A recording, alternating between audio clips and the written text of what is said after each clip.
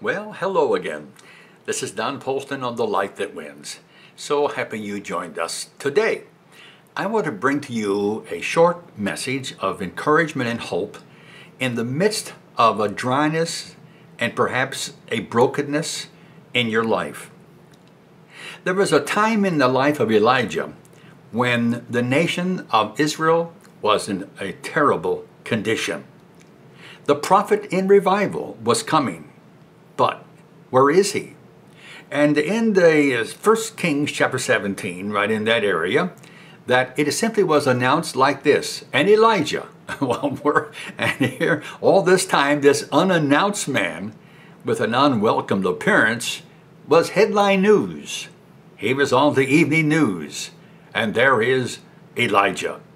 But the nation at that time was it was divided. It was in a great division and delusion, and was headed toward a great defeat.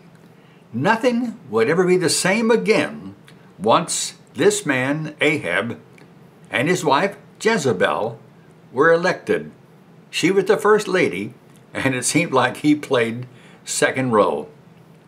Now, the people in the national press at that time, newspapers and national coverage and image and all, had the pomp and power all behind him. Little by little, the stronghold of controlling the news with their views had gripped the land. No one had an opinion that mattered or counted with them. The daily headlines flaunted the names of Solomon, now that he is dead, Rehoboam, Jeroboam, Ahab, Jezebel. But out of sight, but not out of mind, was another man. His name was Elijah. He had not yet hit the front page. He had not yet been seen on national television, but he was coming, and beware. Always beware when a man of God, an anointed person, is coming your way. Now, in the nation there was civil unrest that raged from north to south, brothers against brothers, the unity of the flag was destroyed or seemingly was of no value. No longer would the people march under a national tune or a national anthem. It was do as you please. Rehoboam fueled the day. Oh yes. In the streets, in the homes, the seeds of rebellion, though, were being scattered. It was vogue to rebel, but it was dangerous also. The wisdom of the ages at that time, like it is in most cases, was rejected and ignored. The best members of the King Solomon's cabinet, who worked with the greatest minds, were looked upon as out of date and out of step. These men who had been sitting with the greatest mind in the world was Solomon's mind.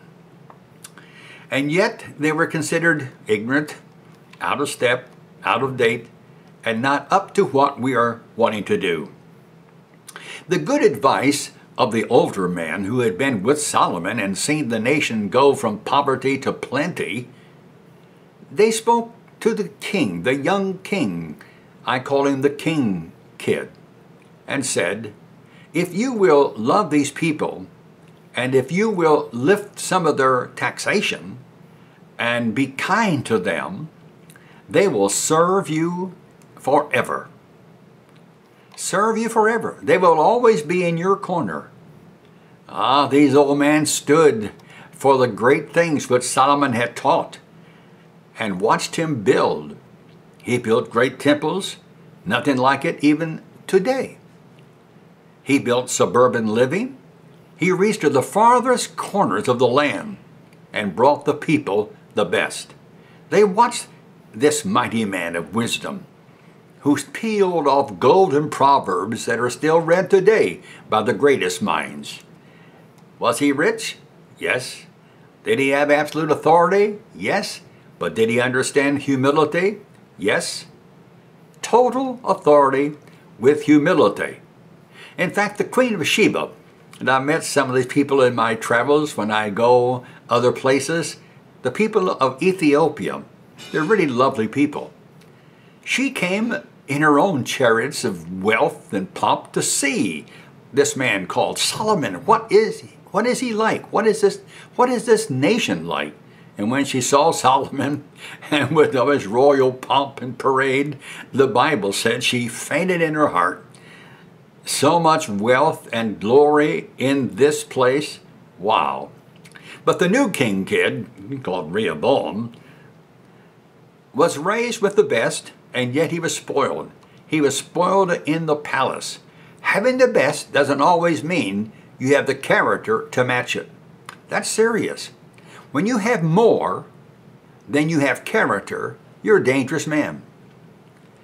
You know, in that land of Solomon, he is ruling, and even with Rehoboam coming on the throne, there was no revolt. No one started a demonstration in the streets, no riots, none burned the flag, no graffiti on the walls, and there was no looting of the shops. Everything was in order because there was a man who had been in order. Listen when I tell you this.